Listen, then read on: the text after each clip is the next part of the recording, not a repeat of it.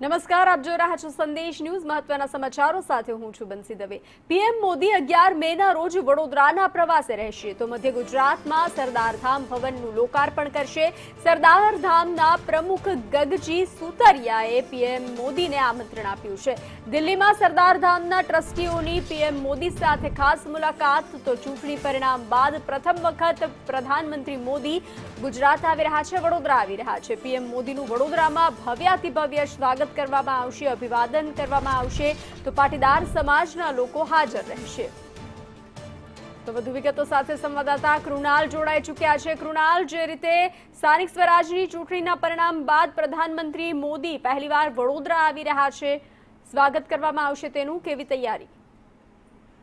આગામી 11મી તારીખે પ્રધાનમંત્રી નરેન્દ્ર મોદી વડોદરાના હાઈવે સ્થિત જે સરદારધામ હાલ ત્યાં બની રહ્યું છે અને લગભગ મોટી સંખ્યામાં ત્યાં યુપીએસસી જીપીએસસીની તૈયારી કરતા જે વિદ્યાર્થીઓ છે, ઉમેદવારો છે, તેઓને ટ્રેનિંગ પણ આપવા માટેનું આયોજન કરાયું છે। રહેવાની પણ સુવિધા કરવામાં આવી છે, હોસ્ટેલની સુવિધા કરવામાં આવી છે। 5 લાખ સ્ક્વેર ફૂટથી વધુમાં સરદારધામ બનાવવામાં આવ્યું છે। સરદાર પટેલની પણ વિરાટ ત્યાં પ્રતિમા બનાવવામાં આવી છે અને તેને લઈને હાલ ત્યાં અભિવાદન સમારોહ પ્રધાનમંત્રીનો ત્યાં યોજવામાં આવશે। તેને લઈને હાલ તંત્ર અહીંયા કામે લાગ્યું છે। સાથે જ પાટીદાર સમાજના મોટી સંખ્યામાં લોકો ત્યાં ઉમટવાના છે અને મોદીજીનું અભિવાદન પણ કરવાના છે। એટલે એક વાત ચોક્કસ છે કે જે રીતે હાલમાં જે ચૂંટણીઓ પતી છે અને ભાજપનો ભવ્ય વિજય થયો છે, ત્યારે મોટી સંખ્યામાં ભાજપના કાર્યકરો પણ ત્યાં ઉપસ્થિત રહેવાના છે।